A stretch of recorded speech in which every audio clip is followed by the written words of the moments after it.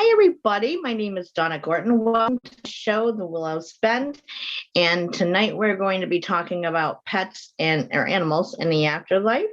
So hopefully, fingers crossed, Facebook is going to cooperate tonight. We're going to give it a shot. I'm going to wait till Katie can share it into my group before I make any sort of announcements to any member listening, because, doesn't make sense otherwise. So if anybody happens to see, I am off to the side monitoring the chat on my phone for my group, because that's where the bulk of everybody is. So let's see then. It was quite iffy if we were going to make it to come on air tonight, literally like last minute. And I know parts of Facebook is still glitchy, but we're going to hope for the best that it holds at least enough to do this much. And if anyone else, if we happen to have an issue, we'll discuss how to handle it in a minute here. So we're going to wait for everybody to get in and go from there. Let's see, share the group. Yeah, we can. I am surprised it's letting me do a share to group thing right now, but hey, cool. Normally I don't get that option when I'm live. Hi, Mary. Yeah, we're going to give it a shot and see if the connection holds for tonight. Hey, Sandy, I actually had messaged you in Messenger, so if you happen to see like removed messages, don't worry about it, because it was my attempts when Facebook was down. Hey, Nancy. So I'm going to wait a minute for everybody else to kind of meander in, so I'm not just consistently repeating myself over and over about the game plan for tonight, if there's a problem. And,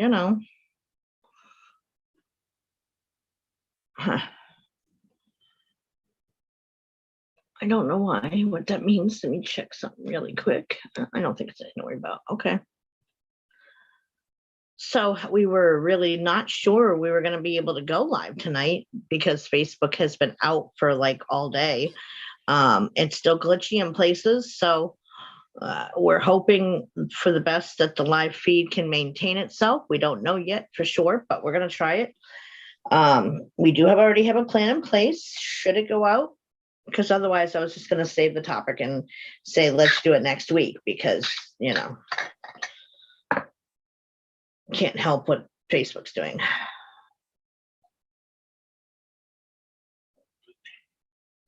It was quite annoying. It's funny how we have gotten so attached to it.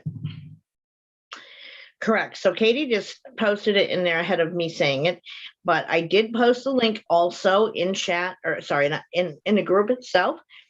So if we should have an issue where Facebook drops the feed, whatever, head over to our YouTube site on our channel on Soma Fusion on YouTube, Mind, Body, and Soul, and it will be able to pick up there. Yes, Sandy, because Facebook owns Instagram and WhatsApp. So that's why all three were out, because they own all three. Hey, Karen. Miss Tanya. So we're going to give it a shot as long as we can. Hopefully the connection holds and it won't be any issue. Worst case, if the feed drops, head over to YouTube. The link is posted in the group already for the Soma Fusion channel. It's really easy peasy. It's not hard to get into. It really isn't. Just click on the link. It'll take you over right to the channel, and we will restart over there. But fingers crossed again that it'll be just fine. We're going to hope for the best, prepare for the worst, So I don't expect that everybody's going to be in here tonight just because of them being down all day. Some people might not even know that they're back up and running. I don't know. But anyway, that was strange. Just flashed Katie's name across the screen, but I didn't hear you say anything. So I'm going to get the sage ready and do that up.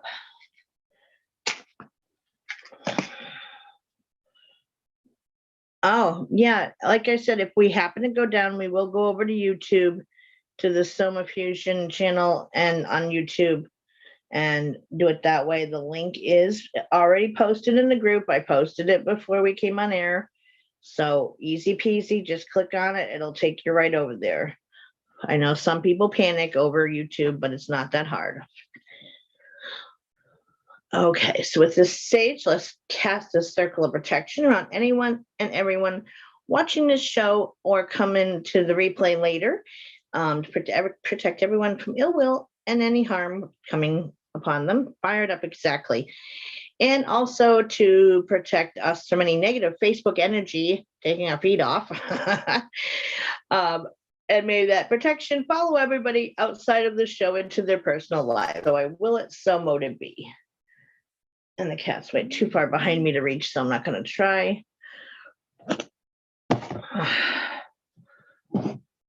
Oh, Peter, let's jump here for now.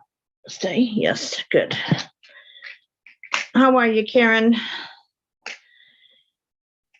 Yeah, you know, everybody has been having issues and it's glitchy still, but we're going to try it, Karen, and see. Hopefully it'll maintain, and if not, go over to YouTube, because it was either that or save the topic for next week. You know, but as far as the Mercury retrograde, what I've noticed for myself is that if I don't pay much attention to it, it doesn't impact my life. It is always more if I hyper focus on it. Like one time I did, and like it did seem like everything was going wrong that week. And since then, and before that, I totally didn't, and things ran smoothly. So, hey, beautiful Sandy Miller, how are you, lady? So for those who might be just coming in late, if there's a problem, go over to the Soma Fusion YouTube channel. I posted the link already into the group, so it's in there. So no issues, and, you know, don't worry. Yeah, exactly. And it seems like, and I'm not sure the why behind it, but anything that is of like a paranormal nature, spiritual nature, etc. If for those who are skeptics, don't believe in any of that stuff, whatever, they don't ever experience anything. Have you noticed that? I have.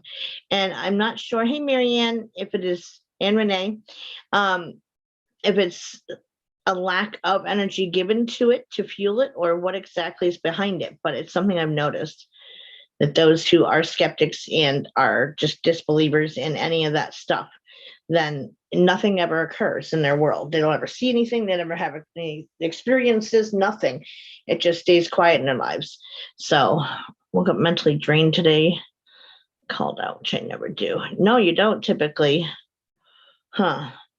Yeah, I don't know if it was a hack or not. I no idea. I haven't seen anything.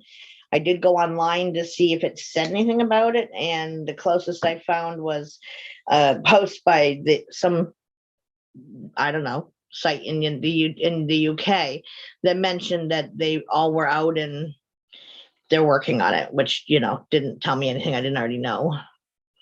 So, and as a heads up also, due to the nature of the topic, there is part of it that I'm going to have Katie read for me, because I don't want to get upset on camera, and I will. And it's the last paragraph of it always does, this one part does always get me, even under best circumstances, I get weepy-eyed over it.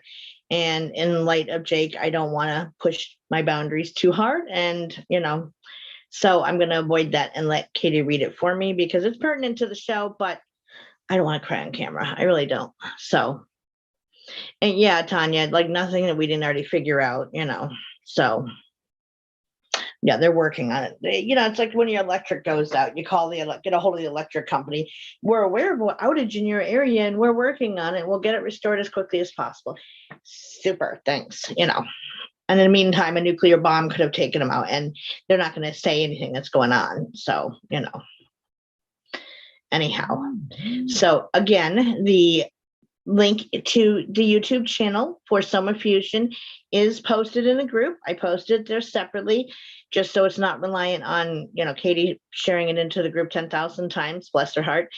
But it's in there already. So it's just go to that. Just click on it and it should take you over there, and no issues. It'll take you right to the Soma Fusion channel on YouTube, and we'll restart the live in there should something happen. But we're going to keep our fingers crossed that it's all good to go and a done deal. So, yeah, I know I figured you would, Marianne, and yeah, I was unaware it had been out most of the day until Katie messaged me, because I sleep throughout the morning into early afternoon, so I'm not typically on it anyway. I check messages and that's about all. So, and I was up late this morning getting the research done and doing all that. So I got a late start getting to bed anyway, but I didn't know they were out until she said so. I thought I went on, and when I first got up and it was acting weird, but I wasn't sure what was up. So it's going to be fine because I say so. Exactly. So motive B, Sandy, right? Damn it. Okay, so let's get this party started then. And there's always stragglers who meander in. I was surprised the message was working.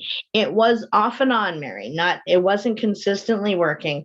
Maybe when I first tried to message the group and answer Sandy Miller, it didn't let it go through. So it was back and forth with working. Yes, Facebook owns Instagram and WhatsApp.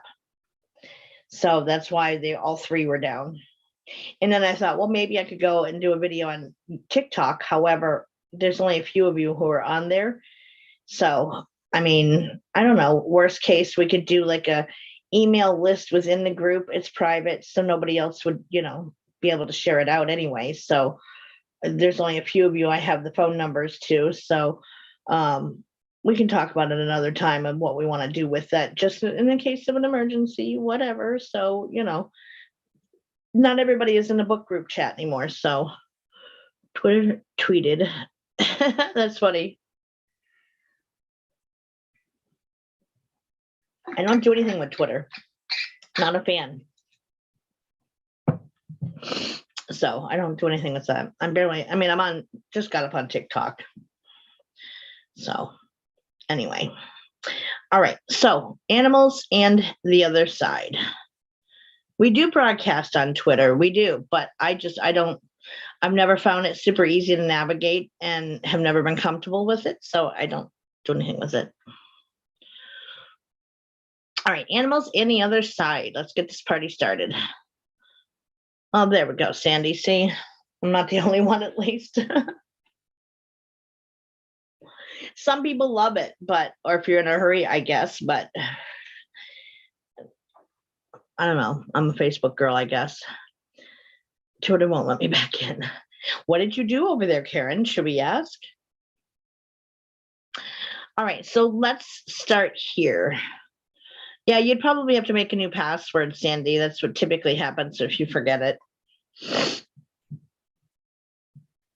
Yeah, I just don't find it easy to navigate it, so I don't do anything with it.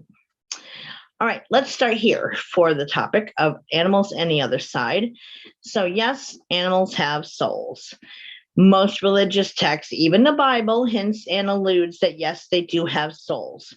Now, you will meet people who are,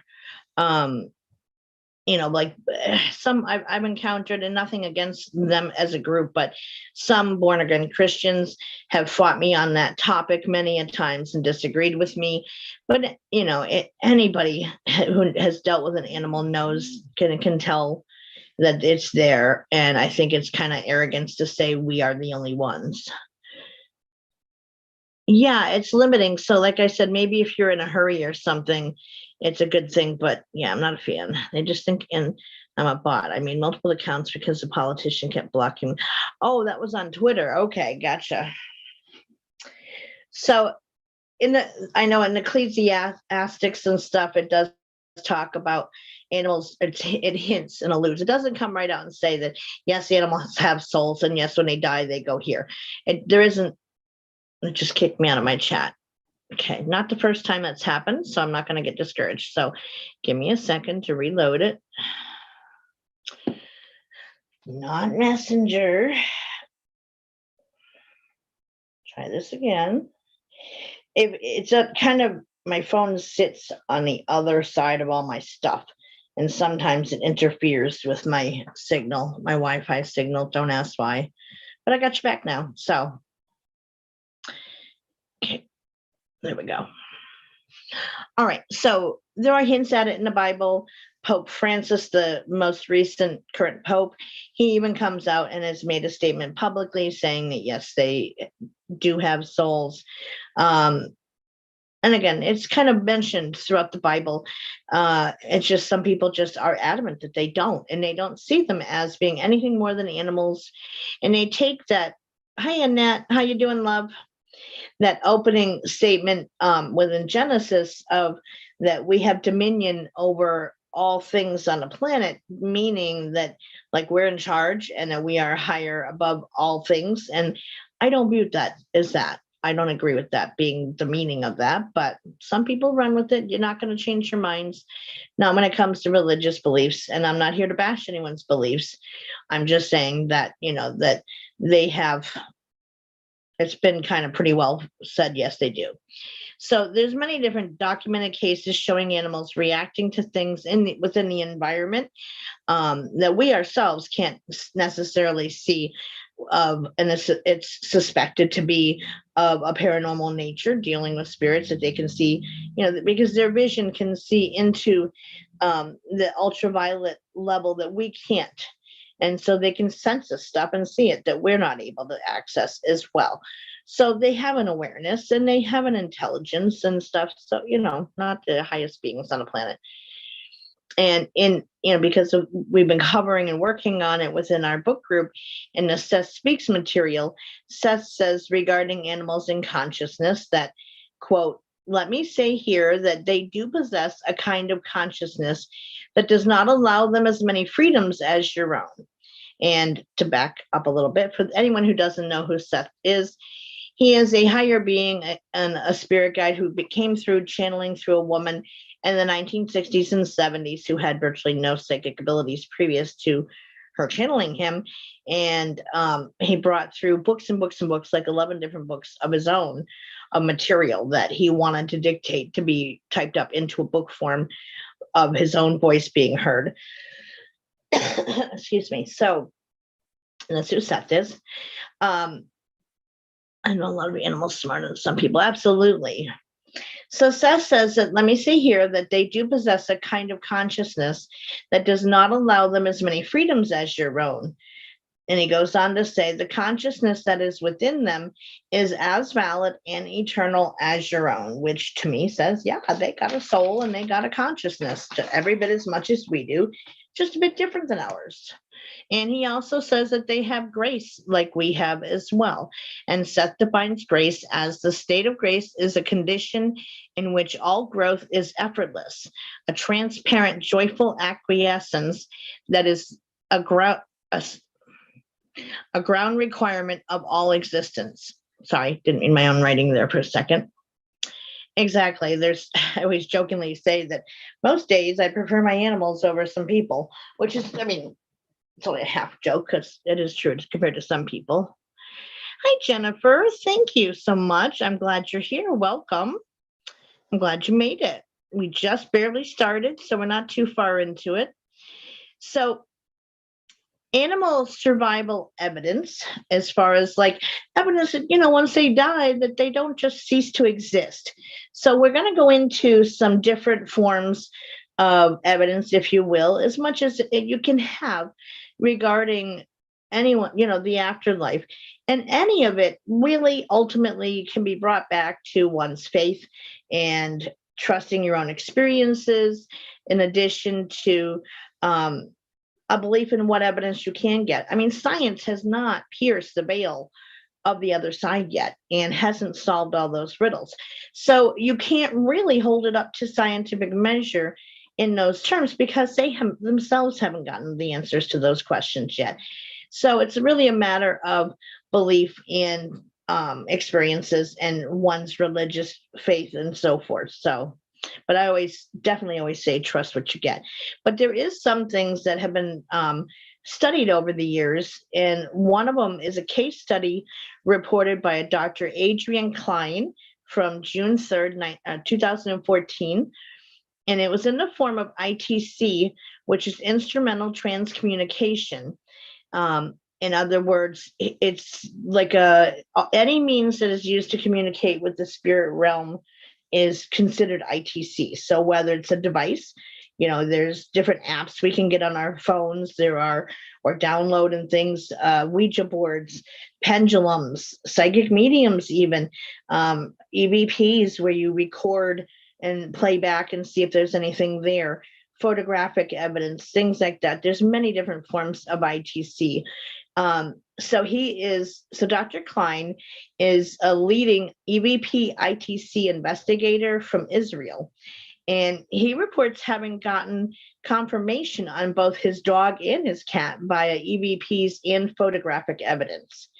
Now, there are different forms of photography one can do with with ITC.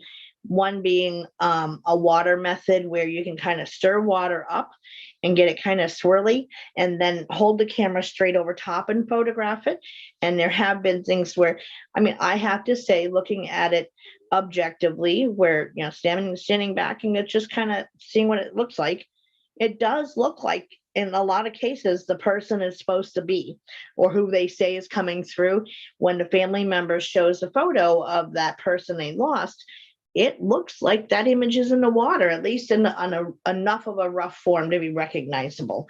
And so he got a lot of those types of photos of his dog who had crossed over, and whether it was spirit energy caught in a photograph.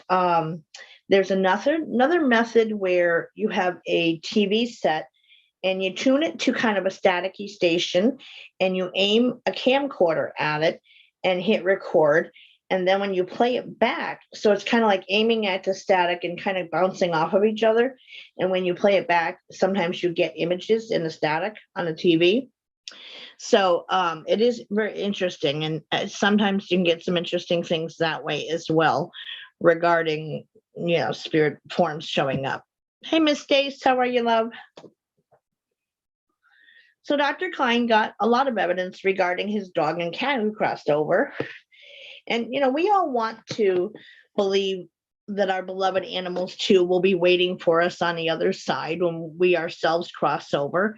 Why not? They're to most of us, our animals are our family and are, in some cases, more closer to us than our own family members may be. So, again, since science hasn't solved the mystery of what happens exactly to our consciousness after death, and if souls do truly exist, ultimately it must be taken on faith, as there isn't any hardened evidence. Now, I saw some video recently where they are studying what parts of the brain are responsible for consciousness, and the most recent information I came across said that the brain remains active for 10 minutes after death. After clinical death has been declared, the brain is active for 10 minutes before consciousness seems to do whatever it's going to do, they said, basically. And that's where a lot of people who have near-death experiences can say they saw, and they had an out-of-body experience where they floated above the scene of the room and could describe exactly what was being done to them or who was present in the room, when for all outward appearances, the person's laying there dead on the table. Yet they can say, well, Dr. So-and-so was doing this procedure to me, and then this was given to me, this drug. So-and-so said this. And there's no other way they would know that unless they were witnessing it. So science has to kind of concede on that. Oh, I know, Jennifer. It's, what? So much stuff has happened in the last year in my life where I've been being targeted by somebody, and I lost my original profile.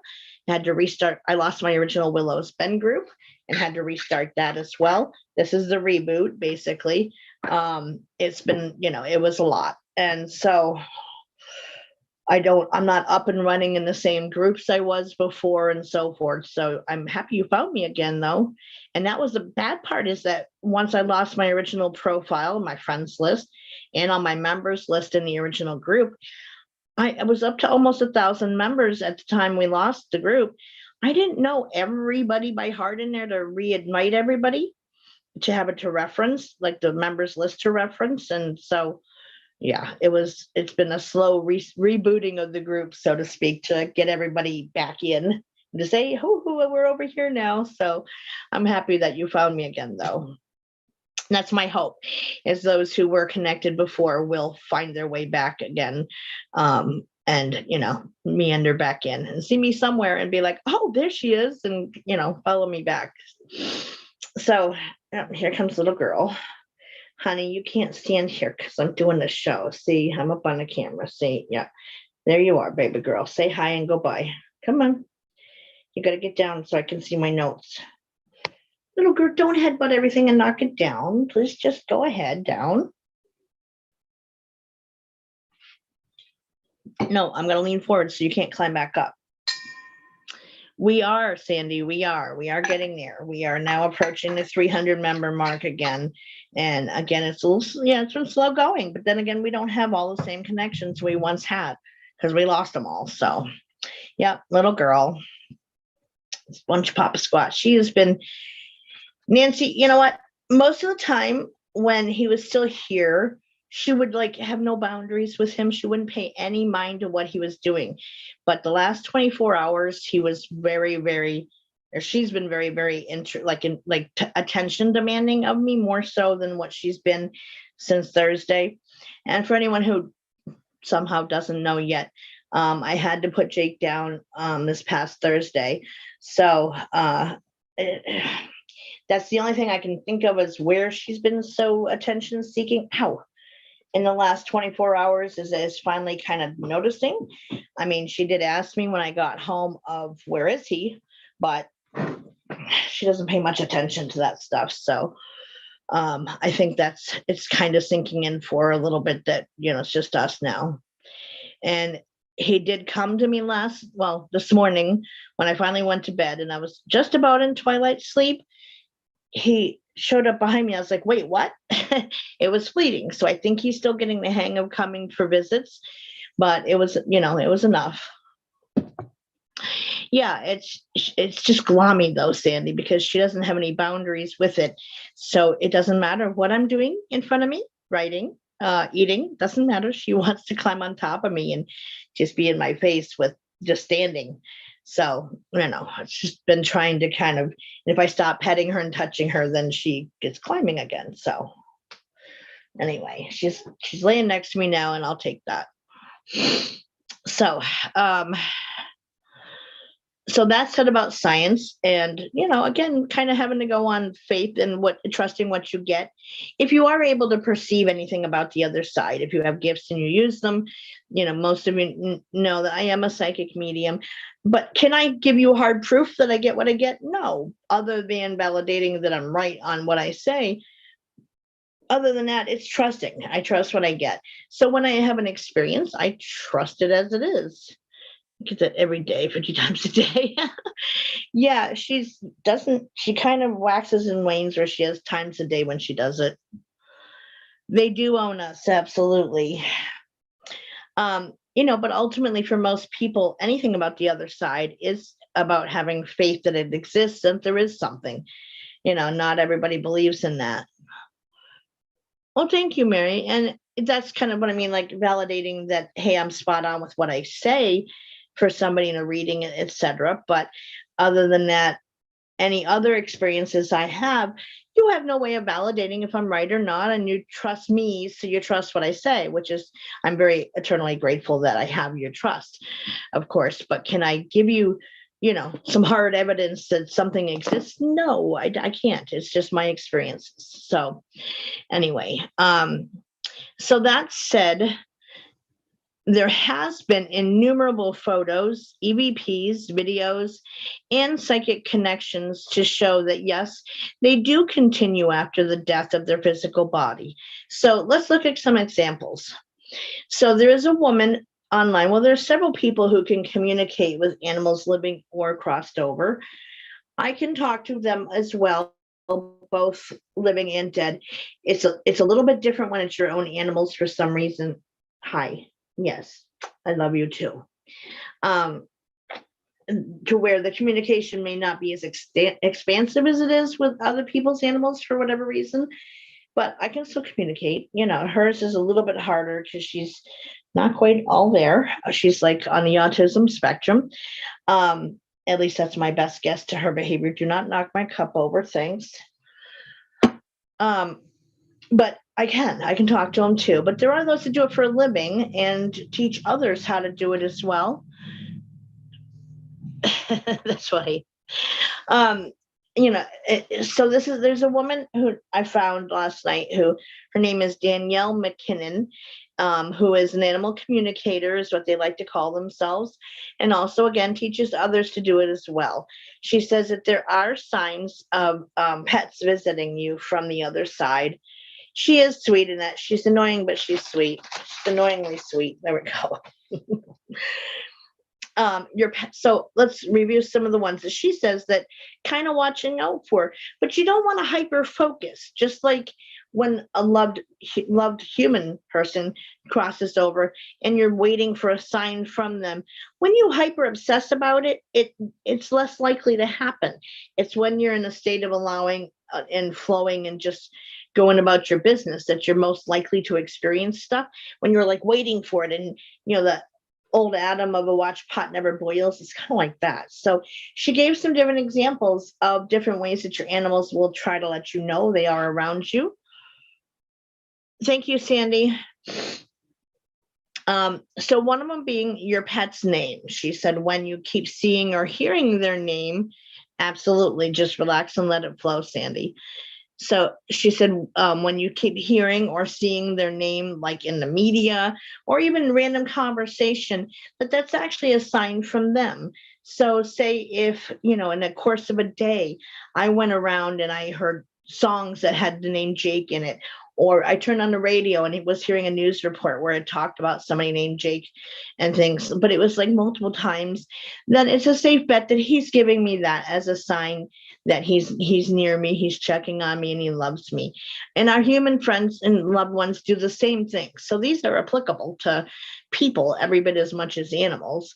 I will say that. She doesn't mention that, of course, because she's discussing animals, but I will say that humans do the same thing in giving signs to their loved ones. So keep that in mind. So when you keep getting their name repeatedly, then it's usually they're saying, I'm here, I love you, I'm around, and I'm near you. Right, that's one of them. Smelly animals, she said, that the smell of your animal wafts by you. Whatever smell you most often associated with them, whether it was a gassy smell, a stinky wet dog smell, cat breath, whatever smell that you associate to them or is their smell, if that suddenly wafts by you when you're not paying attention, that's them again stopping by to check on you and tell you that they're there and they love you. So that's something to keep an eye out for as well. Animal sounds, that you suddenly hear their voice and it makes you think of them and to remember their love. Now, I've experienced this where I physically heard the sound of one of my old cats meowing. I've told this story before, how she used to jump up onto the ledge of the overhang of the garage and then way up to the window in my bedroom, which is over the garage at my old house. And in the summertime, the window would be open for air and she'd be at the screen and meowing at me to let her in. And I was busy doing something else. And all of a sudden I heard like a meow. I'm like, what the hell? Midnight? To where I actually went over to check the window and I knew she was gone, but it was still so startling that I had to look. I just had to. I didn't see anything, but I heard her crying to be like let in the window. So something, whatever sounds that their voice made, you hear it, then it's them. Radio, TV, and internet can be used. My friend Heather keeps playing with me online. Yep. Cute kitty mom has a cat who sleeps on top of her head. He's a mess. His name is Taz. She likes to sleep beside me on a pillow, but it has to be just positioned just right, and you got to tuck the blanket in it so she won't fall off the edge of the bed. But yeah, she's been on this autistic scale of things. Animals can have the same mental health issues and emotional issues people have, 100%. And she fits the bill of being on the autism spectrum. Love her to pieces, but she's a little special needs. No boundaries whatsoever being one of her issues. So the next thing she says is a sign from them. And Kelly's on top of you. Yes, she'll lay on my hip or my side too, in addition to beside me. They will suddenly and randomly pop into your head when you least expect it and aren't even thinking of them. Now, I can say that this is true because for when somebody close to me, well, it doesn't even have to be somebody super close to me, but when someone is thinking of messaging me, contacting me, calling me on the phone, their name will pop in my head very suddenly and very, very loudly. And if I try to ignore it, it just keeps getting louder. But usually within a few seconds, they're contacting me and I'm getting the notification that, hey, you got a message from them, or the phone rings. So it is a valid thing as well. They pop into your head. But this is like even a memory of them randomly pops in your head when you're just going about your business and you're not expecting it, and there it is. So that's them also just letting you know they're around and they love you. You can also catch a quick glimpse out of the corner of your eye when, again, you're not even looking for them or otherwise. They send you their energy. So if you feel them there, they can even flash onto a photo that's not actually with them in it. So say if you have a photo on your desk of, I don't know, some hiking trail you go on, it's really a pretty scene, but they're not in the picture. But they can flash into the picture to where you're like, out of the corner of your eye, you're like, wait, what? And you look at it and they're not in the picture, of course, but you see them there for a split second. That can be them doing that as well.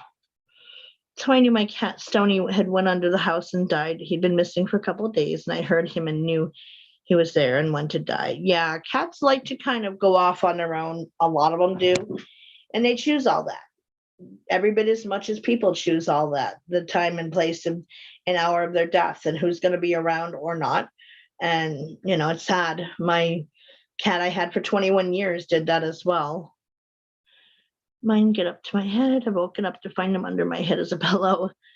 I live in New Hampshire, would see the shadow animals walking around outside. Yeah, exactly. And that, that's their energy. And it takes a lot of energy for them to appear to you like that, but they love you enough. They want you to, they keep track of us. And just like I tell everybody during our readings, when I'm doing readings for people, that, they don't ever miss the important things. And they hear us when we talk to them.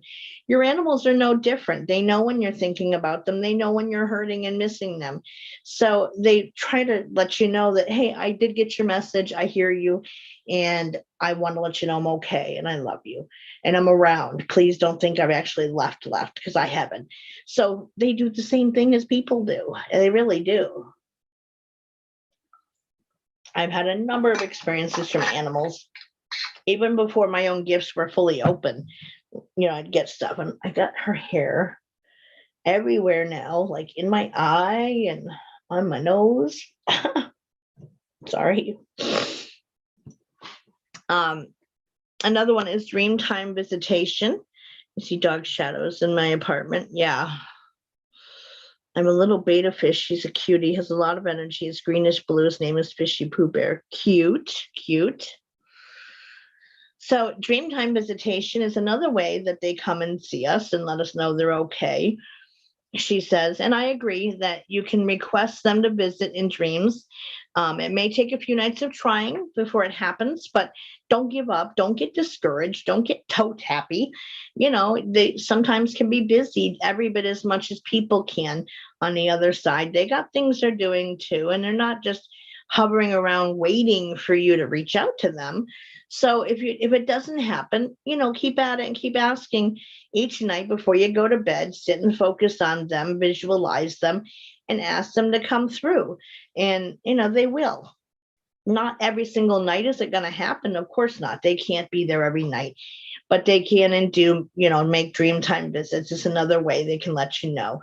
And you have to remember too, that time is different on the other side than it is here too. So what is a 24-hour period of time here may not be on the other side or isn't on the other side. So from my own personal experience with that, so I had there's only been 2 dogs in my life that I ever bonded to.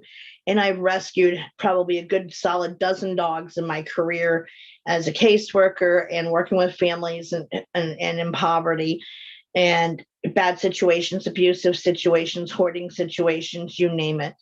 There's only been 2 I've ever connected to, Jake and Daisy.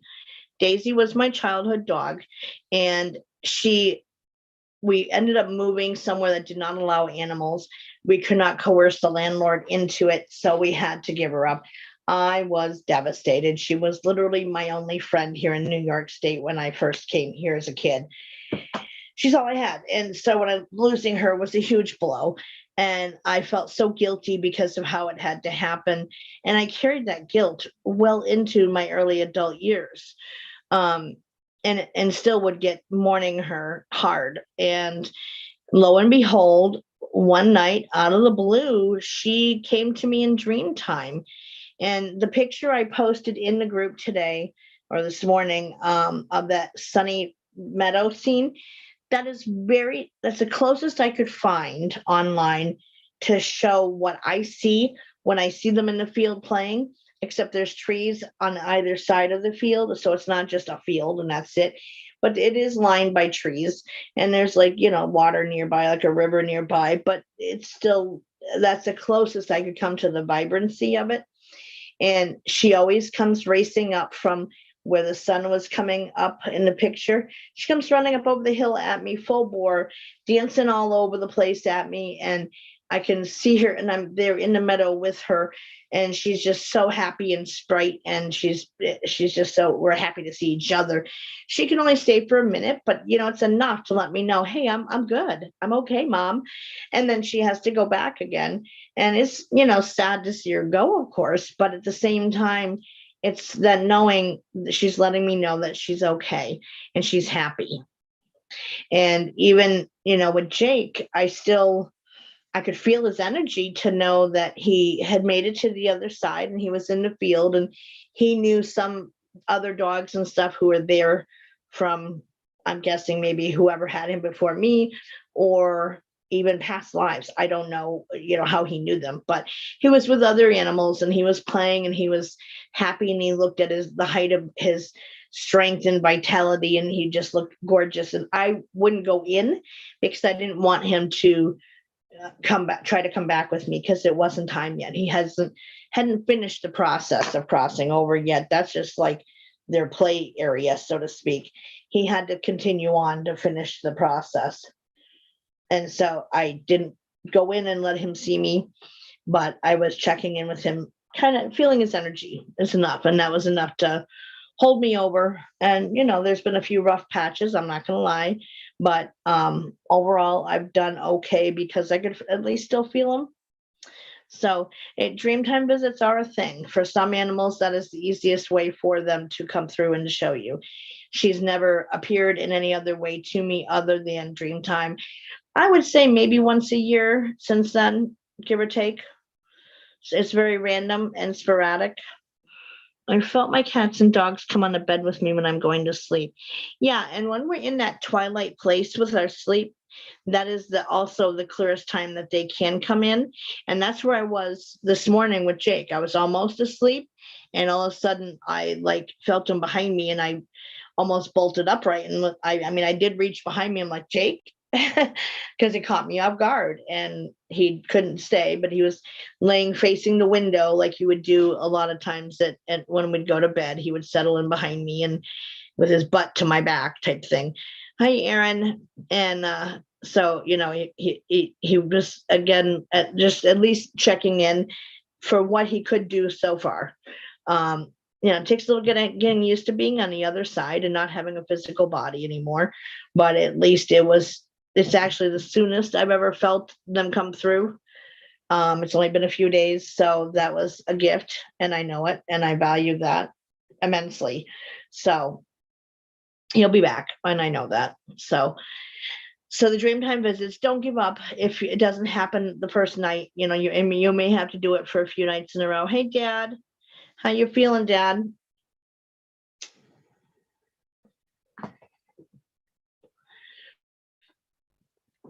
How you doing, Dad?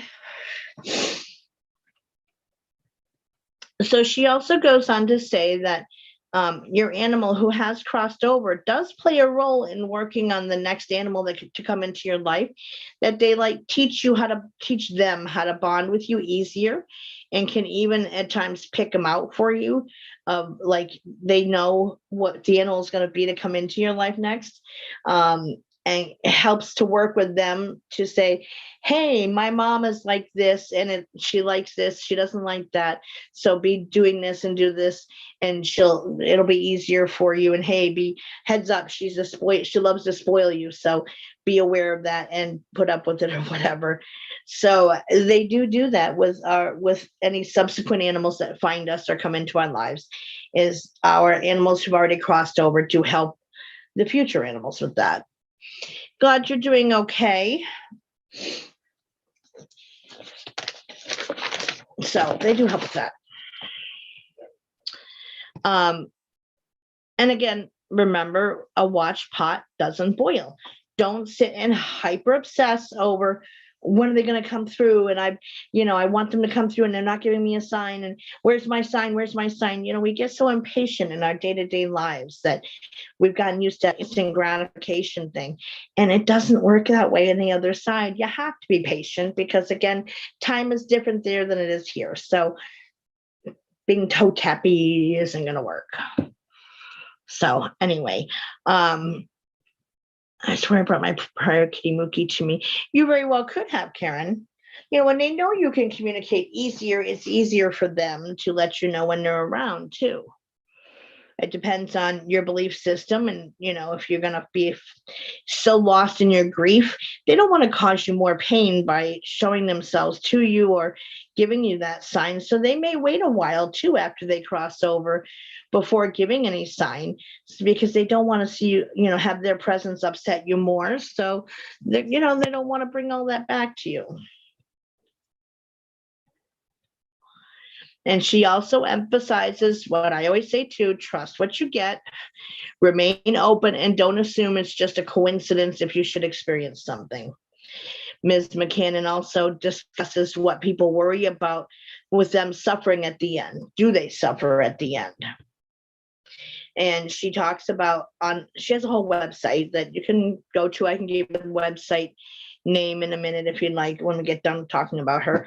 For anybody who might be interested, she's got a load of free resources on there, in addition to videos and things you can order or sign up for her course even to learn how to talk to animals and stuff. But just like we make a soul contract before coming into a life, where we decide ahead of time when we're going to die, how we're going to die, when we're going back home, animals do the same thing, and they pick and choose.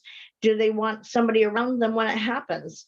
That's why not all cats go off on their own at the time of death to disappear and die by themselves. Not all do, but some want it that way, every bit as much as we as people.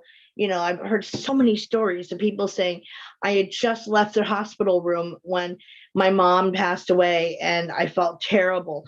Like I said, no, you know what? They waited until you left to die because they didn't want you there to experience that. So they can choose all that, the same as we do. Well, lightning strike just next to my house. Oh boy. Well, stay safe, lady.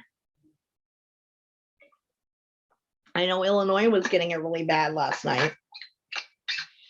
I could hear it over the phone. I didn't talk long because of it, but it was boomy. So again, they choose all of those things the same as we do. They have a soul contract the same way as we do. So it does exist. The beginning of the separation of soul and body.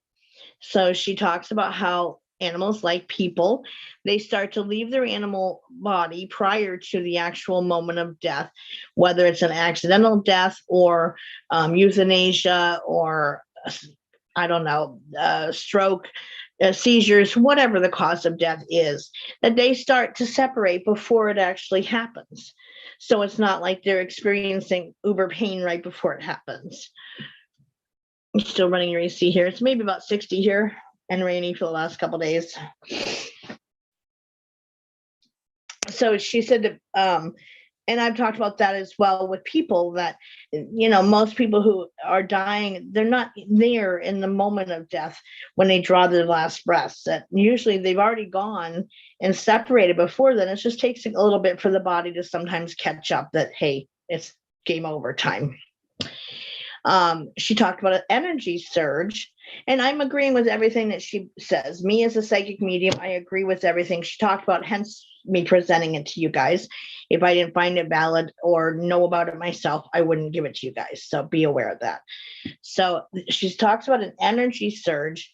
Sometimes they need a push, if you will, kind of to start the process, like the euthanasia drug or having a seizure or being hit by a car, in order to separate from to start the process of separating from their body. She said that sometimes it's like they need a nudge to start the process. Well, people are the same way, really, if you think about it. And anybody who's crossed over, how they crossed over, that startling event or whatever that may have happened right before or not long before they died, was the process that started separating the soul from the body. So she gave the example as like when you're with, like, if you're euthanizing your pet and you're at the vet, and that they may start to freak out just before, when they're having to get, like, when they're being restrained to get the injection, whatever. She said that energetic surge is the nudge of starting the spirit to detach from the body. So it is a thing.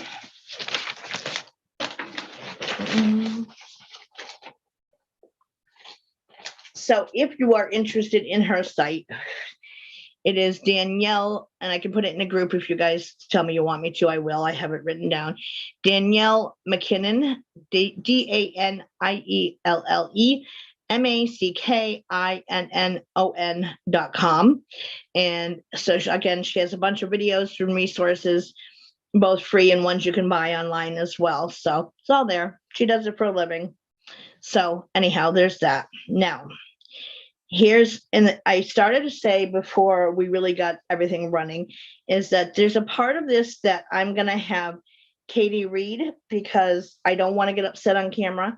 And the last paragraph of this piece has always brought tears to my eyes, even if I hadn't just lost anybody. I'm a sensitive heart person, and it's always made me cry, but it's too close to home right now.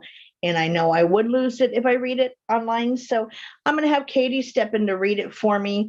I'll tell you about the origins real quick first, but she's going to read it to you, so I don't have to get upset on camera. Yeah, I want to look her up. I love anything on pets. Okay, but it involves reading, Erin, and researching, just so you know. But she does have videos, so there's that too. So the Rainbow Bridge poem is something that, Renee, you're right. The Rainbow Bridge poem is something that is, meant to bring comfort to people who've just lost an animal. But the origins of it, like what gets passed around online now, is slightly different. If you've not heard it before and you're not familiar in it, yes, get the Kleenex. And if you ever lost a beloved animal, yes. So the origins of it, the term is thought to have come from poetry in the 80s and 90s, but the first Rainbow Bridge poem was written by a man named Paul C. Dom, who was a grief counselor in Oregon. So he's the one who first wrote it. The original didn't rhyme, but it was more like almost like a telling of a story of what happens, what all the good things we like to think of happening to them when they cross over. He happens to be right on a lot of it, but just like, I don't think he knew that when he wrote it. But at any rate, I didn't want to try to read it. I can get through most of it. It's just the last paragraph always kicks me in the ass. So I asked Katie to read it for me, so I don't have to lose it on camera, because it's not, I don't want to get hard, ugly crying on camera. So if Katie is ready, then she can take over the mic for a minute and read that for me. You ready, lady? Hopefully she remembers. She is here. Okay. So I'm going to just mute my mic just in case, and I'm going to try to tune it out so I'm not listening. Okay. I'm reading the whole thing on that's the plan? Okay. All right. I'll come on camera for this. Okay. Just this side of heaven is a place called Rainbow Bridge. When an animal dies that has been especially close to someone here, that pet goes to a rainbow bridge. There are meadows and hills for all of our special friends so that they can run and play together. There is plenty of food, water, and sunshine, and our friends are warm and comfortable. All the animals who had been ill and old are restored to health and vigor. Those who were hurt or maimed are made whole and strong again, just as we remember them in our dreams of days and times gone by. The animals are happy and content, except for one small thing. They miss each other, and they miss someone very special to them who had to be left behind. They all run and play together, but the day comes when one suddenly stops and looks into the distance. His bright eyes are intent. His eager bodies quiver. Suddenly, he begins to run from the group flying over the green grass. His legs carry him faster and faster. You have been spotted, and when you and your special friend finally meet, you cling together in joyous reunion, never to be parted again. The happy kisses rain upon your face. Your hands again caress the beloved head, and you look once more into the trusting eyes of your pet, so long gone from your life, but never absent from your heart. Then you cross the rainbow bridge together. Thank you. I wouldn't have gotten through that. I just kept saying really loudly in my head, la, la, la, la. I can't hear you. I hope I did that justice. I hope I did that some justice. You did. And like I said, I wouldn't have gotten through it at the last paragraph of it. Forget it. I did last night when writing it. And right after that was like, God, I got to ask Katie if she can do this for me, at least the last paragraph, because I can't. So I'm okay. I just knew if I did try to read it, I'd be a blubbering mess. And yeah, so thank you. I appreciate that. You're very welcome. Yeah, so hopefully you guys are all okay as well. I know. Like I said, it is the last paragraph or so of it is the tearjerker part for me, and wasn't going to do it on camera. I wanted to be able to hold my stuff together for you guys, and everybody, was so kind and thoughtful of even saying, oh my gosh, I'm so sorry I voted for this show and I didn't even think, I wasn't thinking when I put the topic on the board. So, I agreed to it. It was my topic idea. So, I had a couple of days and I'm okay. So that was kind of pushing it. That's all I'll say. So there was a later rhyming version of that is now popularized amongst grieving pet parents and families that came out back in 1998. That is a little bit shorter, but it rhymes. And that is the most popularized version that people know about. They don't know about the one she just read, but that is the original one anyway.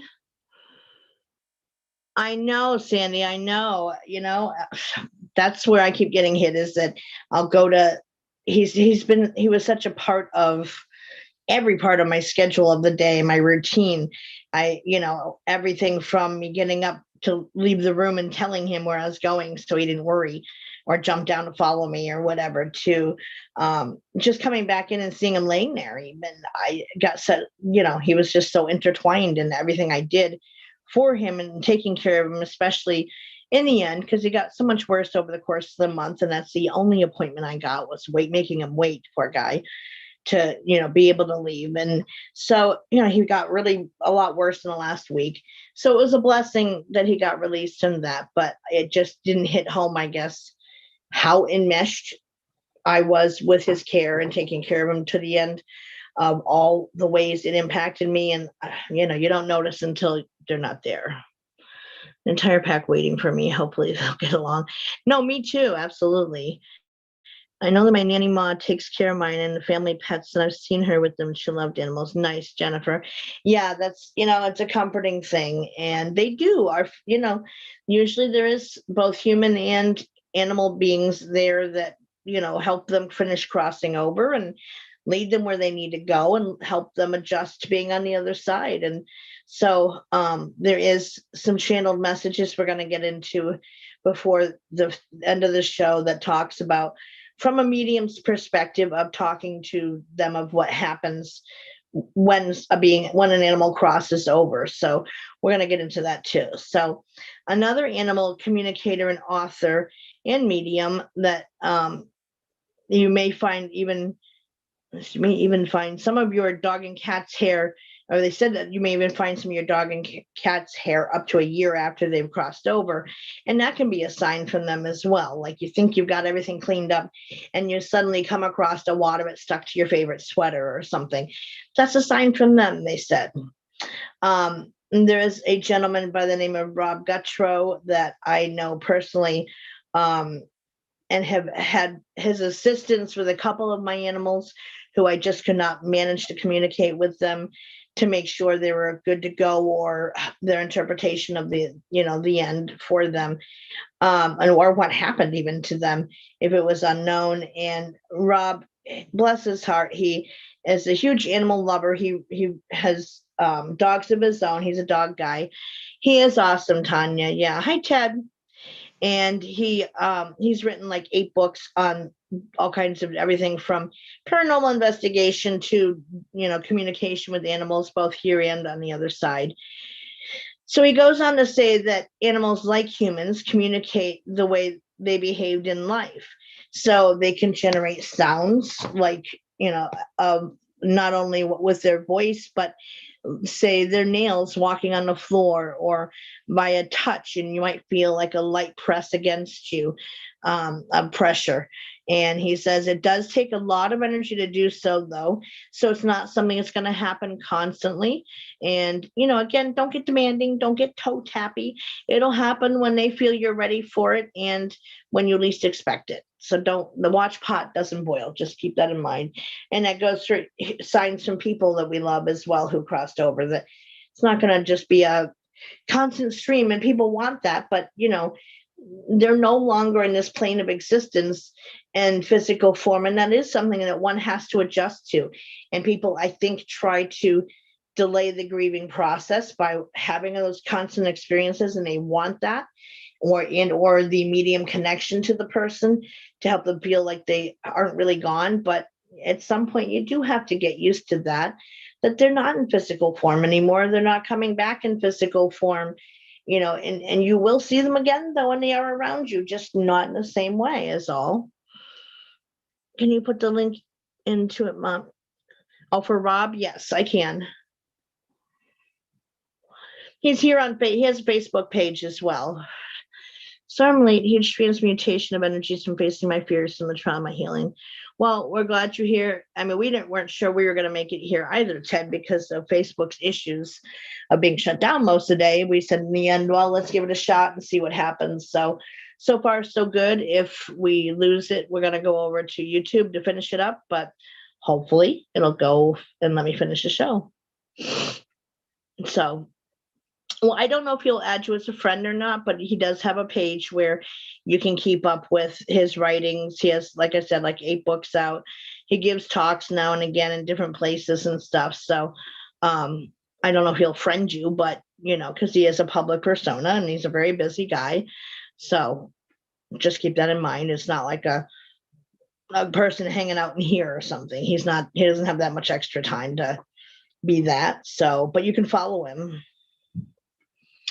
So he does say that most pets have an average intelligence of like an average 3 to 5 year old child, and you communicate the same way with them. And I can attest that in talking to dogs and stuff, and even cats, that, it is like talking to a young child, in the simplicity of their words that they choose to use. Their sentence structures and stuff can be, and their use of pronouns and things like that can be like talking to a child. So I agree with him on that. And he said that it's all about how they lived and the habits they had while they're here as to how they may choose to communicate and come back. So he also said he verifies that when we remember them in thought or action, they see and hear it. And I say that to you guys all the time, that they know when we're talking about them and or talking to them, and they hear us. I've seen my in-laws. My father-in-law loves coming around. He'd be like up in my face, but I'm sleeping. My nose, it messes with you. And they hear us when we talk to them. So you can talk to your animal the same way that you do your human, loved ones who've crossed over. And it's okay to say even simply, I love and miss you. And that's enough. And they get the hint, they know. So he said they do keep track. They do hear that. So if anybody's interested in Rob's books, they are available on Amazon as well as other bookstore sites. Actually, he's got like 8 different ones. Some of them are on different experiences he's had as a paranormal investigator, different locations he's investigated, but also he's done, probably, I don't know, 3 or 4 anyway, from the perspective of animal communication and his experiences with that. So I trust him. He's the one I turn to if I can't get communication going, or if an animal died suddenly, but not when I was right there. So I didn't know whatever happened to them or how they died. He can, I do call on him to help me with that, to verify. So he's good.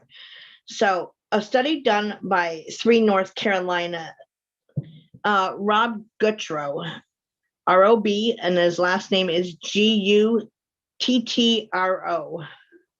Rob Guttrow.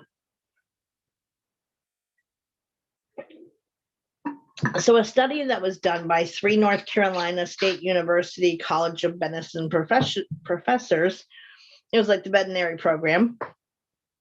They had conducted a study called, like, Do All Dogs Go to Heaven, back in 2016. You're very welcome.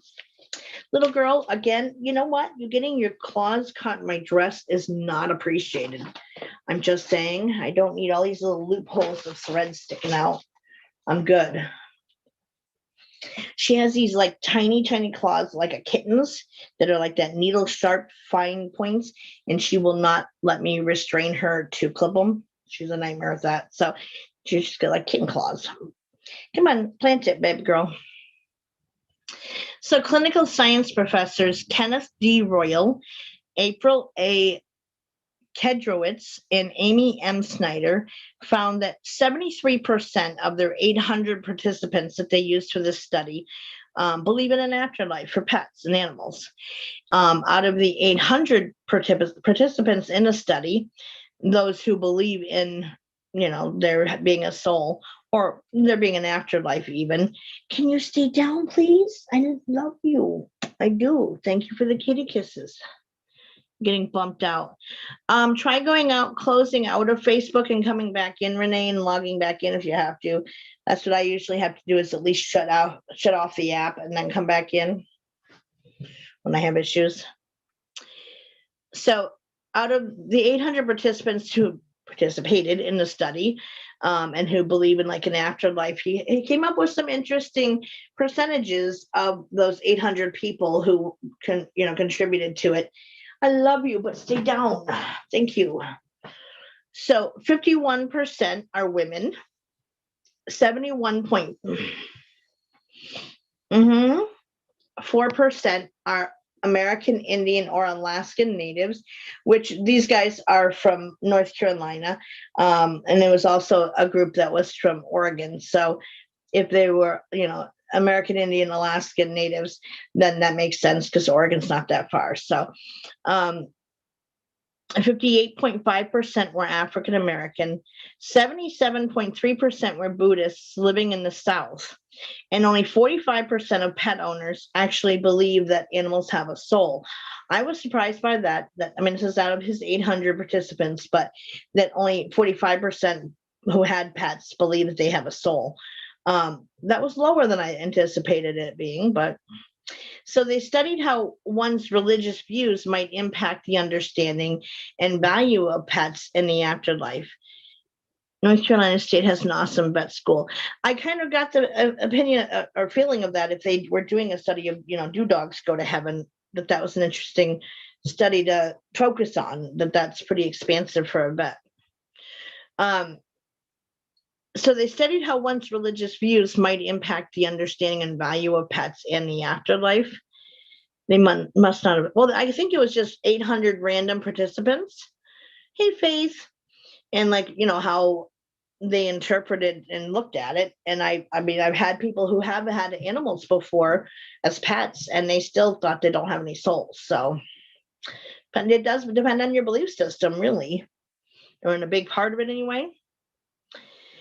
So another interesting find was, out of the 12 different animals presented to the research participants, dogs, cats, and horses were rated most likely to experience an afterlife, and the least likely was insects, fish, and reptiles. So pretty much things that people find, creepy crawly, people don't think of them as having a soul, whereas things that are considered higher being animals, like horses, dogs, and cats, then those people thought that, yes, they probably do. But I mean, according to Seth Speaks Material, and from my own experiences, yes, even any living organic thing has a soul and a consciousness of its own. It may be different than ours, but it still nonetheless has one. So the 800 participants were asked, do animals have a soul? 16% of the 800 said definitely not. 16.7% said probably not. 19.5% were unsure. 25.8% said probably yes, and 22% said definitely yes. My 14-year-old cat, yes, even trees, anything organic, yes. My 14-year-old cat Monkey pops in now, and then I know he's here because I can hear his ID tags jingle, like when he jump on my bed. Right, and that's what Rob was talking about, how, however they lived in life and their habits is how they may use as a sign to let us know they're around. So even I would not at all be surprised if I heard the clacking of Jake's claws on my wooden floors here, because that was a constant thing. And sometimes it would drive me nuts if he was wandering the apartment when I was trying to sleep to hear that clack, clack, clack noise. But it could be a way he would let me know he's here, is to hear that. So, they're going to pick something that they know will recognize. So they found that the spirituality, religion, and their views of animals impact how they view the afterlife, and animals being a part of that. Which, again, I kind of said at the beginning of the show that really that does all impact how you view them, whether you view them as having a consciousness of their own, to where that would go on to an afterlife. And that study, granted, it's only 800 people, but it's still a fairly big sample size for a study to be done on. And, it's going to give you a pretty wide variation of people participating from all walks of life, essentially. And I'm sure it sounds like they did try to get a really wide scope of people to participate from different walks of life and races and so forth. But yeah, it's still going to impact that, because there is no hardcore tangible evidence that science will accept anyway. They all have a personality, absolutely.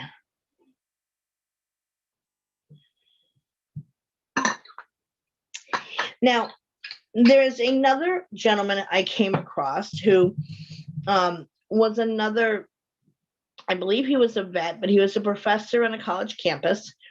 He is a self-published author, and he was talking about, did I say it when his study was done? Yes, it was, I believe it said 2016. Let me double check for you. Can you not, little girl? I love you, but you're being a nuisance, my child. Come on, go over here. 2016 was when the study was done.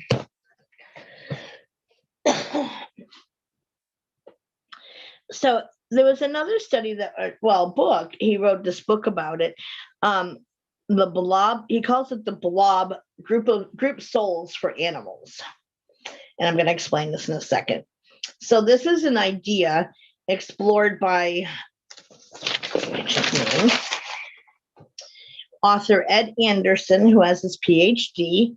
She is, but she's sitting right next to me, and I've been petting her. And if I stop petting, that's when she climbs me. She's bored too.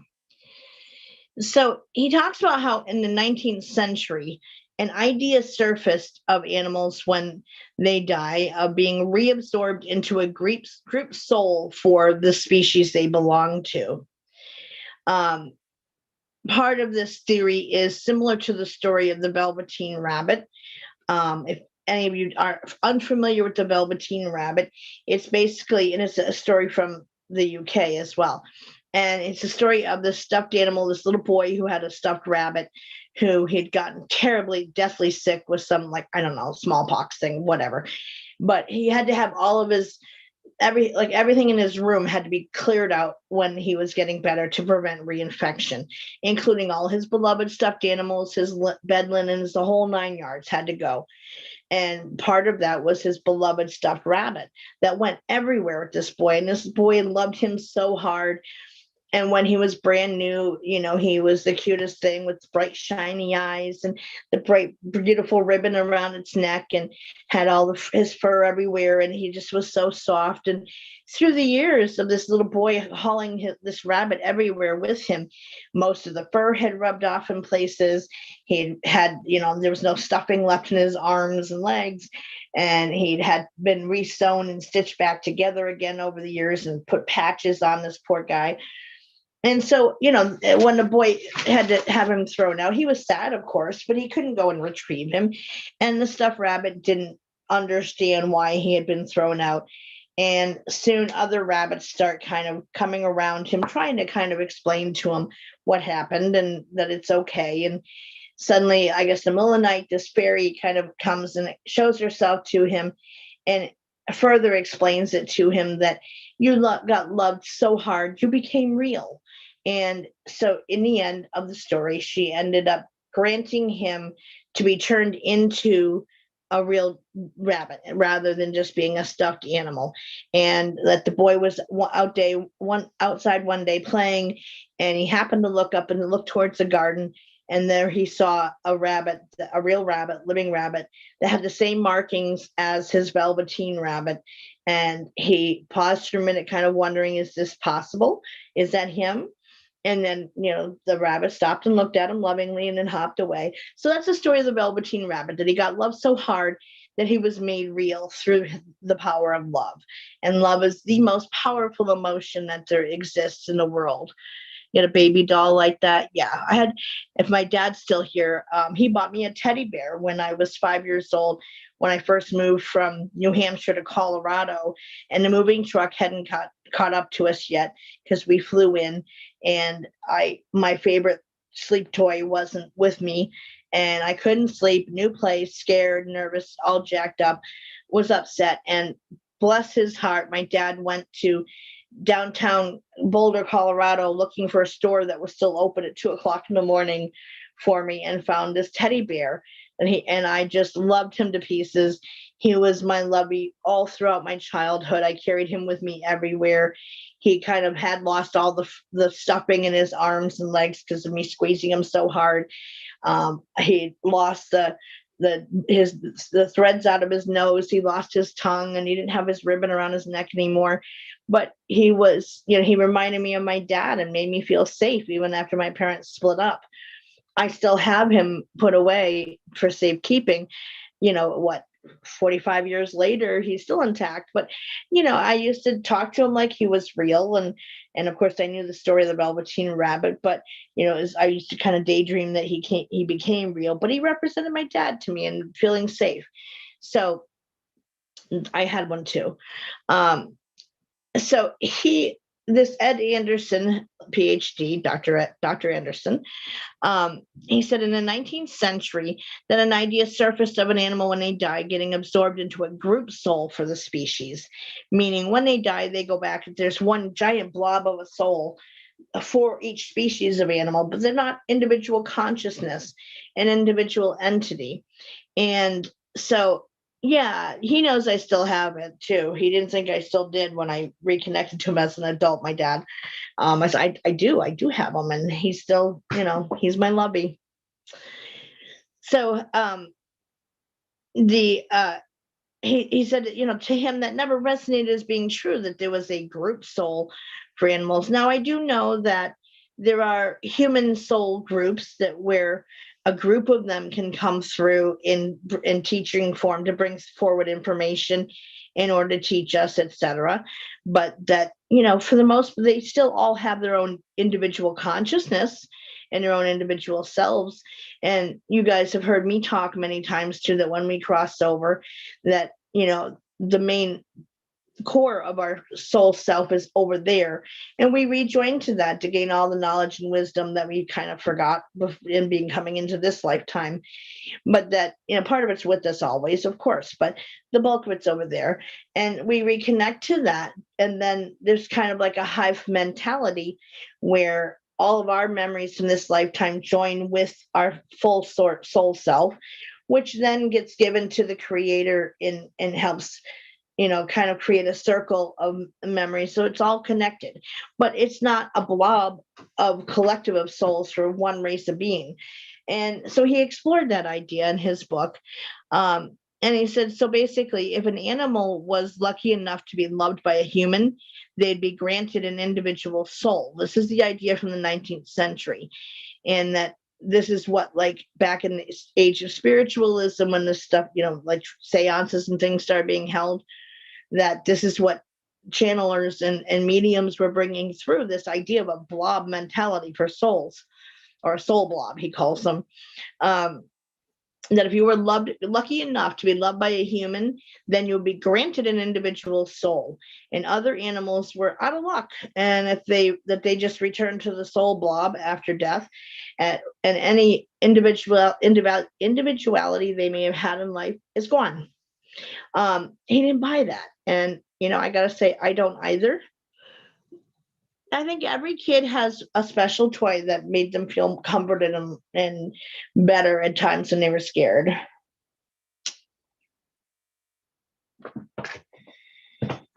So he started exploring that idea of a soul blob at death. And again, if a human in all our supreme power and knowingness, if we were lucky enough to love the animal, they were granted individuality and a soul of their own. But, if it was a stray, if it was a feral animal, well, hey, screw them, they're out of luck, Mine was my bike. You never had a favorite toy. That's interesting, Sandy, huh? So he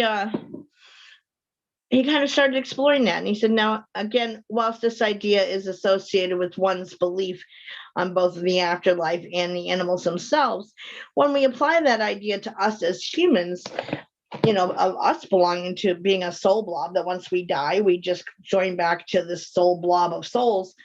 And that's it. We lose any individuality we had, and the self-consciousness and awareness just disappears and rejoins this collective blob of souls that are conglomerated together representing humans. That idea, we would recoil at the idea of there just being nothing after we die. I used to confiscate my brother's favorite marbles. My brothers used to beat the tar out of me if I touched their toys. Oh, thank you, Jennifer. That's very sweet of you to say. I appreciate that.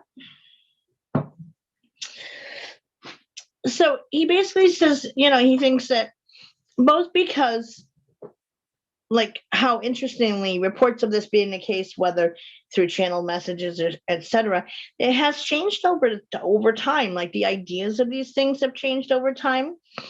That Dr. Anderson also adds that overall evidence does not support this idea. He says in any ITC, which is the transcommunication, like EVPs and things like that come through, it is not a group that comes through and communicates. It's one animal, one soul being animal. If someone is trying to connect to their pet and doing an EVP session, they don't get a consciousness of group of animals, of dog souls that come through and they all talk at once. It's the consciousness of that one pet that you're trying to reach out to, and they come through, and they can hear us, and it's done telepathically, but they can communicate back and forth in English or whatever your native tongue is. But it's only just that one consciousness that comes through. So he said whether it's a deathbed visitation, people seeing like the ghost of an animal, etc. And he put ghost in quotes. Okay, that's it. Fold over, right? Time for a new notebook here. He said the evidence points to them having their own individualized experience on the other side. Now, as far as animals who are abused or neglected by humans, or even feral, he said they do still get seen despite not being connected to any human being in any positive way. So, for example, if someone sees the spirit of an animal passing by or whatever, they didn't have to belong to somebody or be loved in order to be seen. And you don't see a pack of animals wandering through, you see one. And so it's not limited to being just if they were loved, they have their own ability to come through. He also points out the ridiculousness of the idea that we as humans have some special power to bestow a soul on an animal by our love alone is so great and high, and we have such abilities to ourselves as humans that we can give that gift. And that's simply silly and egotistical way of thinking, which I agree. I had a stuffed Snoopy dog. I would pick the fur off of him in my sleep. He was so floppy from that. I used to have Raggedy Anns as a really little girl, and the yarn of their head hair I used to rub against my face and would kind of pull it out, and they would end up half bald because of it. I have a collection now that my mother would try to replace them when I would make them bald. She'd get me a new one, and I'd do that like at nap time. So it's really egotistical to think that our love alone grants another being its own consciousness and awareness on the other, and especially on the other side, that we have that power within us. So he said he doesn't say that a soul collective doesn't exist, but they have the same individuality as we have. So whoever's a member of that soul group, they could come through to somebody as an individual, but they can also join forces to come together as a group. But that animals aren't relegated to be a pack of them and one consciousness for all of them. It doesn't work that way. I grew up with 4 brothers. Oh my God, you know where this is going. They took my dolls and drew stuff on them. Oh my gosh, Jennifer, you know what? I went through that, especially with my middle brother. He's a terrorist. And he used to sneak into my room and hang them using my socks. He'd hang them from the ceiling on my bedposts, and he would throw darts at all my posters and pictures and stuff. He would draw lewd pictures in my coloring books. Oh, he was horrible. Yep, I feel you. I'm with you. Brother, I never had those kind big brothers that looked after me and took care of me, and that wasn't how that worked. Still doesn't to this day.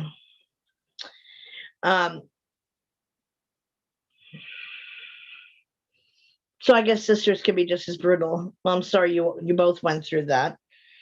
So again, I think that we can kind of have a hive mentality, if you will, with the creator or God or whatever, all that is, whatever name you choose to call that energy that made everything that's here, that we add our collective knowledge we gain in each lifetime to that energy, just to kind of help it to know itself better, to be able to grow from that, and become more itself through our experiences. But we still maintain our own individuality on the other side. Animals do too. They don't, join a blob of souls. I just thought that was humorous the way he was putting that. And he had all kinds of pictures of like the original black and white Blob movie from back in the 50s and 60s. Kind of funny. So there was another popular question that we hear a lot about this topic is, can pets be our spirit guides? Some say yes, some say no. Evidence points to yes and no as the answer. I didn't even have that. I had one best friend in 5th grade and nothing in between. Well, I had one in 4th grade, but then I moved away, and then there went her. But I wasn't like Miss Popular in school or never had sisters. We're soul sisters now, soul family. You guys are my sisters. Hence why I included Aaron. See, I knew that a lot of people have that question. So the answer is yes and no to that. Evidence points to there being kind of a sort of a both parts. So there'll always be an animal that we had as a pet that they will have, they'll always be part of our energy field, and they'll randomly check in on us, but it's not the same as a higher being who's our guide. They're two separate things. So, they just like a loved one who's crossed over, who is human, they look after us, they may help us, but they don't like really intervene in our life path because it's our path. So it's not the same in that sense, but yes, they're always connected to us, but they're not the same as an actual guide. You do now, Sandy. You got a whole gaggle of sisters now, lady. My soul family is my family, my sisters, and best friends. Yep, animals have often been my best friends as well at different times in my life. So there's a medium named Karen T, and I hope I don't mispronounce her name. It sounds Scottish. Hluchan. It's Hluchan. There is a difference, yes. So if you like your cats that you've lost, Aaron, they're always going to be connected to your energy field and come to check in on you and stuff. However, they're not the same as those that are guiding you through your life path. They're there to help you along your life path and or may intervene, etc. Not the same thing. They are, just like our loved ones. If you've lost a relative or what have you that you were close with, yeah, they look out for you, but they can't really intervene. They don't have that kind of power. And it's not like they've been assigned to you, so to speak, like our actual guides have been, and who do follow us through our multiple lifetimes. Our loved ones don't in the same way. They may stay connected to us as family members, including pets. However, they're not the same as guides. Mine too, I love you. We love you too, Tanya. Jennifer says, it's okay, hon. I'm your friend. These people aren't my friends anymore. Hon, they changed in adulthood. Don't worry about it because we all love you here and we're your friends. Absolutely. Yeah, no, anybody I was connected with as a kid, I'm, not anymore. And you guys are soul family members and you're my family and my sisters and brothers and yeah. Yep. So there is a difference there and they stay connected to you, but they're not the same. Like in the Seth Speaks material, he talks about how the process that he became a teacher and a spirit guide. And it took the equivalent of several human lifetimes to achieve that. And it's like intensive learning and schooling he had to go through in order to become one. He said there's more to it too, but in a level we could understand, that's all he would say.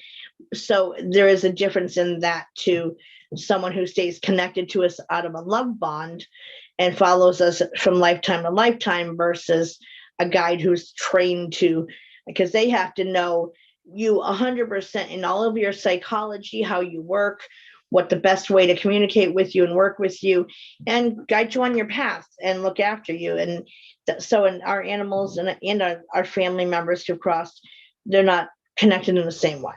So we are family. Absolutely, Marianne. So that medium Karen Hluchan, maybe it's Hluchan. I'm not sure the pronunciation, but it sounded like Scottish to me, but Hluchan. She talks about how animals transition to the other side. So when Karen lost her beloved cat Shadow, I too had a cat named Shadow, she asked to see his journey when pets cross over. And so this is like what he has gotten shown. Thanks for the reminder, I have to order a new book for group. Yeah, I haven't gotten my copy yet. I don't know when it's supposed to come, but it's supposed to come. You are very welcome, Erin. I had to share the teddy bear story, Dad. Hope you don't mind, but it showed you in a good light, so it's okay. So she asked to see his journey when our pets cross over, like what's the process? She wanted to know he was going to be okay. So she said what she saw was that once they die, that their guides are there to show them the way there. And also any deceased loved ones that they had, much like a human, is there to meet them when they cross over. No, I have that song going on my head, right? Probably within 2 weeks, I would say, Mary. It's delivered today. I did check it early afternoon, but I can go check it again. Maybe my neighbor didn't put it over yet where I can see it and reach it. I knew what you meant. I know Stacy speak. It's a gift. So any of our loved ones that the animal has, human and and other animals, meet them and help them, guide them where they need to go. Like you heard me talking about arranging to have my old dog Daisy be there to help lead Jake on, because I knew he'd want to stay and not want to leave me and worrying about me or thinking he couldn't go because of me. And I was like, I kept saying that right before I left the room of, you've got to go on. Do not follow me back home. I love you with all I have, but you can't stay. You have to go, and it's okay. You can come back, but not right now. You've got to go forward. Go with Daisy and she'll take you where you need to be. And once there, he connected with other loved ones he has. So, of course, Dad. I told the teddy bear story because, we were talking about the Velveteen Rabbit and how that was my Velveteen Rabbit. I just lost my best friend since second grade to leukemia. I know most friendships don't last that long, so I feel very blessed, but I miss her so much. Oh, I'm so sorry, Annette. Yeah, well, but know that she's happier now and she's free and not suffering anymore. That's a good thing. So she said, because they can have fear over leaving, of not really being sure what is coming next or on the other side, or afraid of leaving us, at their end and their human family, that they have it explained gently to them that they have to go on and that they can visit once they're finished crossing over. Their loved ones and their guides do that for them to help gently ease them into the transition. So like for the first couple of days, I kept seeing Jake and feeling it. Well, I felt his energy being in the field that I always see when I see animals. And then I noticed yesterday, it hit me that I didn't feel him anymore, which told me he went to the next stage of crossing over, which is okay that I don't feel him anymore. I mean, it was startling initially, like, hey, where'd you go? But I know that he went on to the next level and that he had to do that without me poking my nose in all the time to see make sure he's good and see what's going on.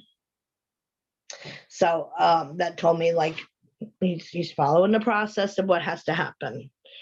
They essentially have their like an orientation, like when you start somewhere new, a new job, you go through a job orientation, or you go to a new school, you get an orientation kind of cueing you in on what to expect and how they run things there.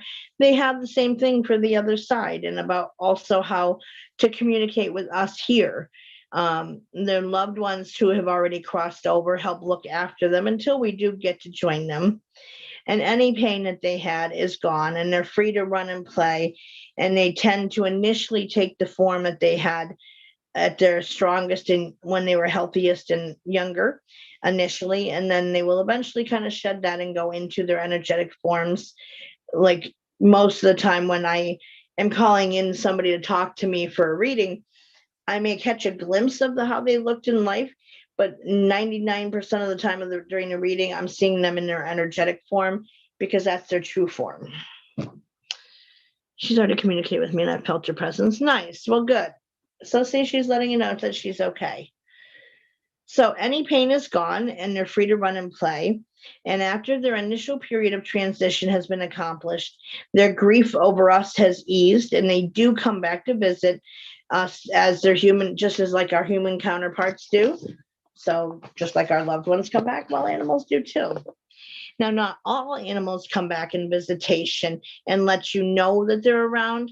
I think they peek in on you, but they stay cloaked, is what I call it, to where you cloak your energy so that you don't get picked up on. So as an example of that process, when, say if I'm going in to do a remote viewing for a house clearing or house cleansing, let's say, use that as an example. And I don't know what I'm walking into, but there's really bad reports going on in the house of activity and stuff. And I don't know what I'm walking into. I may take a peek going in cloaked first, where they're not going to pick up on me looking at them, but I am. I can still do it. And it's a way of staying hidden. I've walked through a whole group of them before, and they didn't even notice I was there. So I know it's a thing. And even another person who is a medium and communicates, they have like I call them the kitchen clutch. It's like a group of people who hang out in this person's kitchen, just talking all day, like they just enjoy each other's company and they hang out all day long. And they're all from different time periods and stuff. And the person didn't really believe that I could go get through them unseen. And so I said, well, then since you can see, watch. And I did it to demonstrate. And they're like, holy crap, they didn't even notice you there. I said, I know, that's like what I do. So animals can cloak themselves too with their energy. So we don't pick up on them checking on us, but they are still peeking in. So know that even if you haven't gotten a sign that they're there, doesn't mean they're not still around you and looking in on you. Lost a good friend of 40 years ago, a few weeks ago. She died on the operating table. I'm so sorry, Nancy. Does it take a certain amount of time to pass before they visit? It really depends on the being, Sandy, of how fast they move through the stages and how ready they were to go. Like I said, Jake, he just was put down on Thursday afternoon, and he came through briefly in like that twilight sleep stage you're in right before you fall asleep, where you're drifty dozy. And he didn't stay long, but it was enough to where Jake, did one of those deals. So, that was only a matter of a few days. As a human, when we die, we are given 2 to 3 days to kind of process our death if we need it, to where kind of say our own goodbyes, figure out, hey, I'm not in that body anymore. And then they start the journey to cross over. Some people go right away if they're ready and they have no fear of death and they're ready to go, then they don't need those 2 to 3 days. Animals are the same way. So how long they take to come back is dependent on that part of it, of how fast they go through the different levels to cross over. And also, they don't want to cause us more pain. So if they know we are hardcore grieving and them showing up in front of us in some blatant sign, that's going to be like, make us start weeping again and getting all upset. They don't want to do that to us. So they may not make themselves known. They may just peek in, make sure you're good, and then go back, and try again another time. It's very much an individualized thing. I saw my mom in a dream after she passed away, and she was so beautiful and surrounded by light to tell me she is okay. That's a visitation dream, Ted. I thought so because my cat Cotton climbed on my bed with me a night about a week later. Yeah. And, so it varies from animal to animal, just like it does person to person, on how ready you are. And, if you are understanding the process. So, like Jake took a couple days to hang out in the field and play and love and be with his friends and just be free again. And then he went on to the next stage. So, it's been Thursday, Friday, Saturday, Sunday, so Monday. So 4 days, 4.5 days. And he came back this morning. So, it does vary on the individual, but yeah, it's not a specific time frame. So,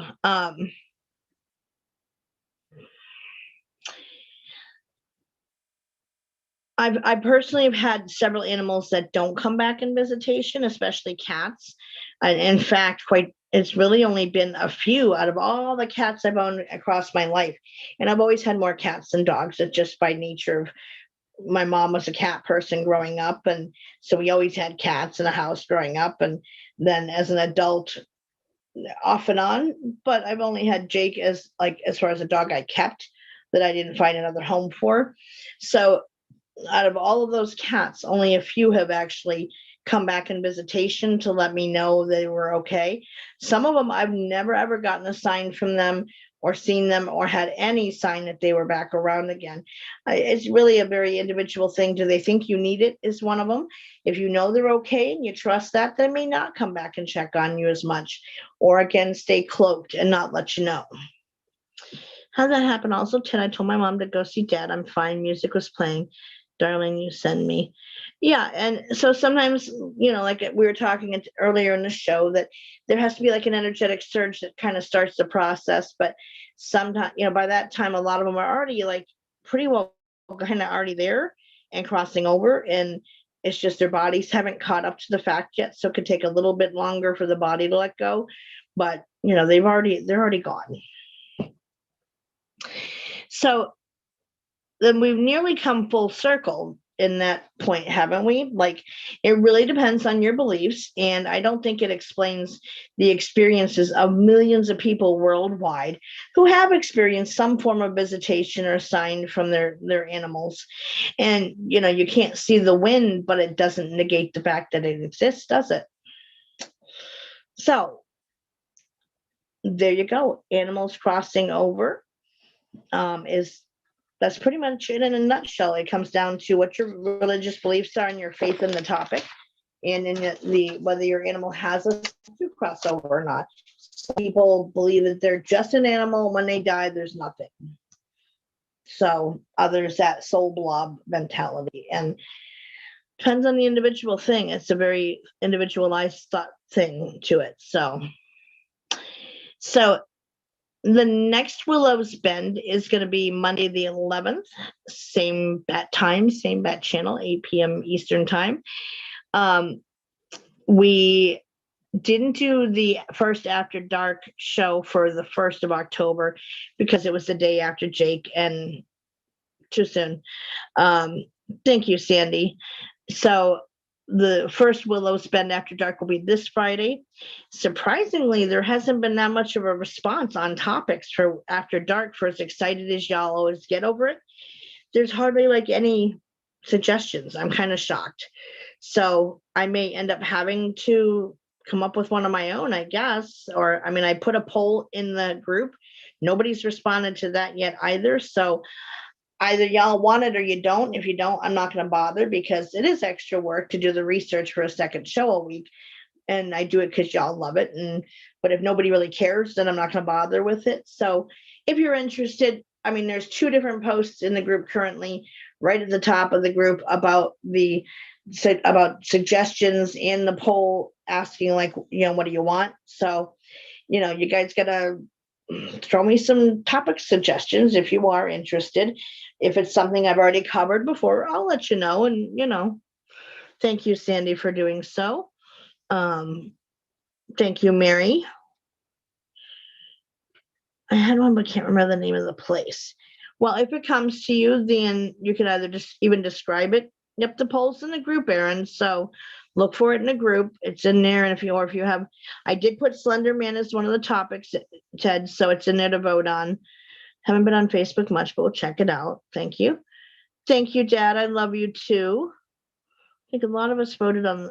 Well, I made one post first and nobody responded at all. So I made a second post with the group, the Willows Bend After Dark photo.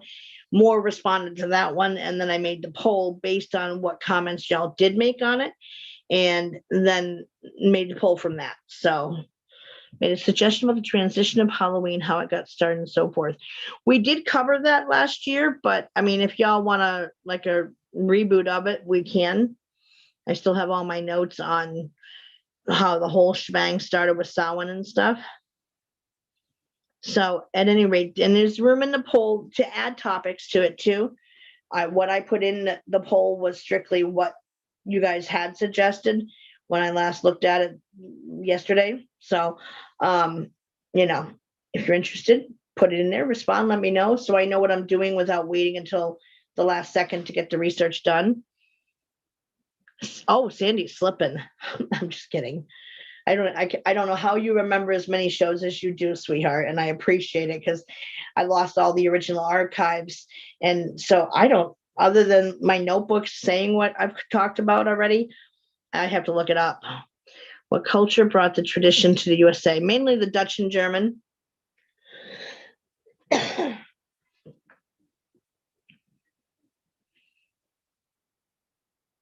Yeah, go put it in the poll and list it if it's not in there. But I do have, like I said, my original notes from that show. And, because I don't have the archive of it anymore to say, go watch the archive. I can't do that anymore with anything beyond when I started with Katie. And that was, when was that? March, I think, Katie. Not sure, but it was around there. And so anything before that, the last 3 years of shows are gone, unfortunately. So I can't send y'all back. That's right. It's got to be spooky and creepy, things I don't typically let us cover or don't really want the main show to be on, all the time for the Willows Bend. I do allow it in the After Dark show. So next week, Sandy, she's rushing me here, guys. My admin's rushing me. Damn it, Sandy. Halloween urban legends. Ooh, that could be good. Put it in the poll, Karen, so I don't forget it. All right, so topics for next week, since my admin's getting toe tappy here. Just kidding you. How many different things people do are actually witch spells? What do you mean as far as like habits people have, or not habits, traditions that they do? Black-eyed children we have covered before as a topic, but I don't have obviously the archive show anymore. Gothic urban legends. Ooh. So yeah, put them into the poll, because I listed the few that people did suggest, and then there is room where you can add another option if you want. And that way y'all can vote on it, and then I can have at least a couple days notice so I can have time to get the research done. Throwing salt over the shoulder. Yep. So topics for next week, since Sandy Miller's in a hurry. We have the Black Pyramid in Alaska. Jack the Ripper's a possibility. There's 4 shows you guys get for After Dark. So eeny, meeny, miny, mo. You only get 4, and then the month's over, and then we're done for another year. So 4 choices. So the Black Pyramid in Alaska for next week. I love you too, Sandy. I'm just teasing you anyway. The Bizarre Cases of Mass Hysteria, Deathbed Visitation, and Does the Veil Really Thin This Time of Year? So Renee says Mass Hysteria, and pen tip out would work better. Sandy says Alaskan Pyramid, Sandy Griffin. Sandy Miller says the Black Pyramid. Mary says the Black Pyramid. I'm curious about that too, because before you mention it as a topic, I'd never heard of it. I saw it mentioned in an ad for some show, but didn't see it. It was like some paid channel thingy. Katie's voting for the pyramid also. Erin says Deathbed Visitation. Nancy says the Veil. Marianne says Deathbed Visitation. Tanya says Deathbed Visitation. Dad, what would you like for tonight? And I know you're going to say you don't care. Out there, it's all good. Or you're going to be the tiebreaker. The Veil says Annette. Veil says Karen.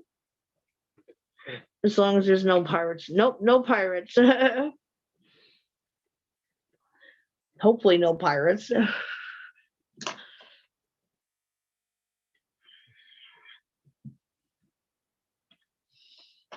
Let's see, we got 4, 7, 8, 9, 10, 11. So 3 people haven't voted yet. Stacy, what do you want? What's your topic choice? The Black Pyramid in Alaska, Bizarre Cases of Mass Hysteria, Deathbed Visitation, or Does the Veil Really Thin This Time of Year? Dad says Deathbed Visitation. Gotcha. Thank you. Stacy's Black Pyramid or Visitation.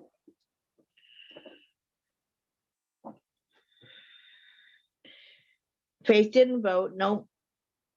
If she's still here.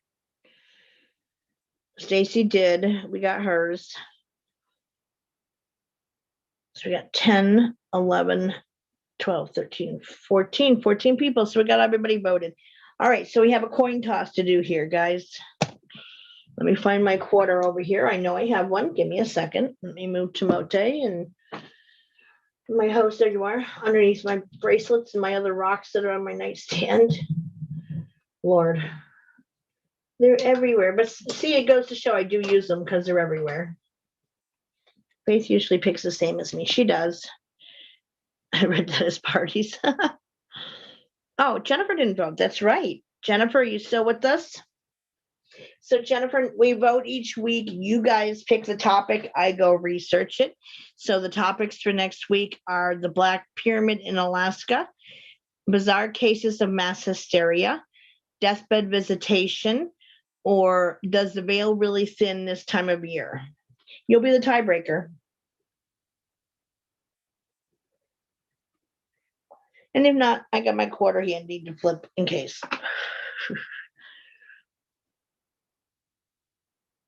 Yep, one thing that makes my show unique is I let the audience pick.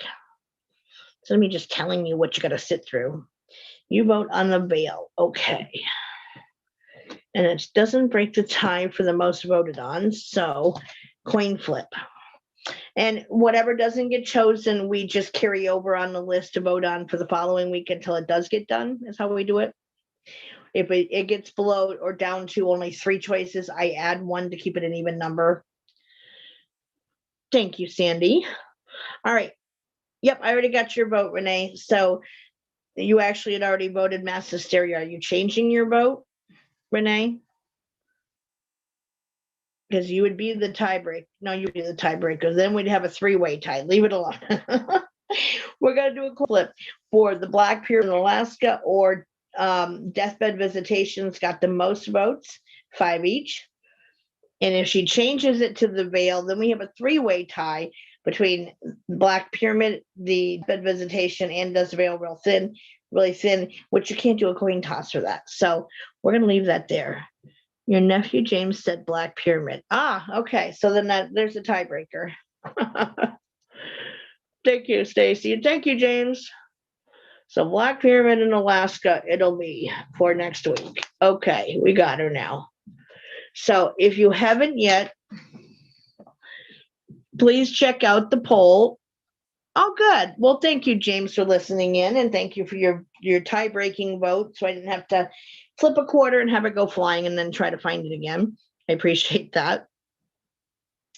Auntie loves you. So go and check out the poll. If you have another topic you want to add for Willows Bend After Dark, I'm cutting off the voting Wednesday on it. So get in there. If you want a topic covered for the month, throw it in there. Like I said, there's 4 topics that we can cover for the month of October. And by Friday, I'm going to have my Halloween decorations up and all that stuff. And I still got to figure out how I'm going to dress up because I don't know yet. Haven't gotten that part figured out. But thank you, James. So with that, then next Willows Bend, well, this Wednesday will be the book group at 8 p.m. Eastern time in the video chat room of the group. And then we have the Friday will be the first Willows Bend After Dark of 2021, of whatever the topic is going to be. Can't tell you yet because y'all haven't decided yet. And then on Monday will be the Black Pyramid in Alaska. There we go. Phew. I'm going to vote right after the show. No, Aaron, it don't work that way. Oh, you mean vote on the topic for Willows Bend After Dark. Gotcha. I was going to say, I thought you meant first for the Willows Bend show. I was like, no, you don't cast your vote for that after the show. I do have the crown and I have my gray-haired wig. I've already done the spooky witch. I've done the zombie makeup. I've done the like the crone.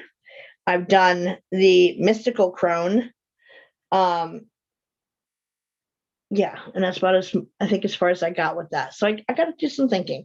I work with what I have and I'll figure it out. I just haven't looked at ideas seriously yet. My great grandmother was born with a veil over her face, so it made me think of her. Nice. That's also called a cowl when they have that over their face, and they are thought to be very gifted when they are born with that. Now I'm going to taste during this show what I'm wearing. Yes, she had her choker on. That's part of her costume. Oh, yes, I did do Mother Nature too. You're right, Sandy. I did Mother Nature as well. Because each show I try to pick something different to dress up as for the After Dark shows. You had the cowl too, Sandy. Well, see? Got a scary rabbit mask. I couldn't resist the cuteness. Mask is my profile. Nice.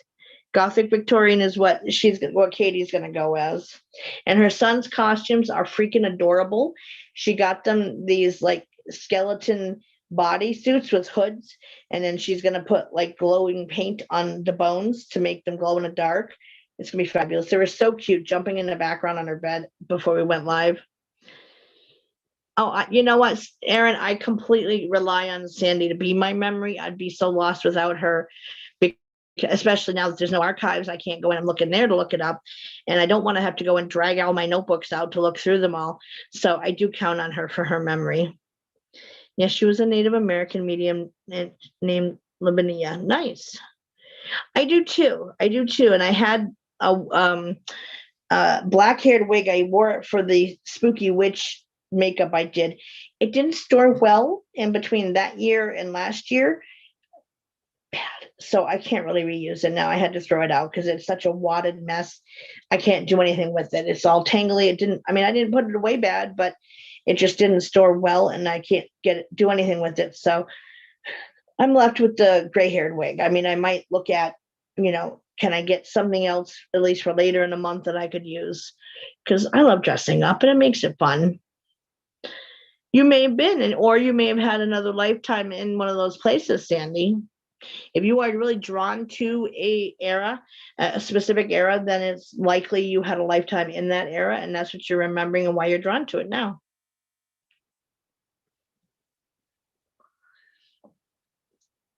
Oh, me too. And I have mild traumatic brain injury that makes me lose, like, if it's short-term memory stuff, forget it, it's gone.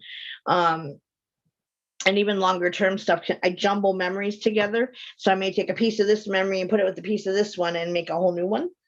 And I'm way off base. So yeah. And I just turned 50 in June, Jennifer. So welcome to the 50 club. Yes, Sandy, me too. And I know I have had lives in Victorian era as well. Maybe dress up as Elvira and Morticia. Yeah, but I'm not fit enough for that. I could boost my boobs up, I'm sure, but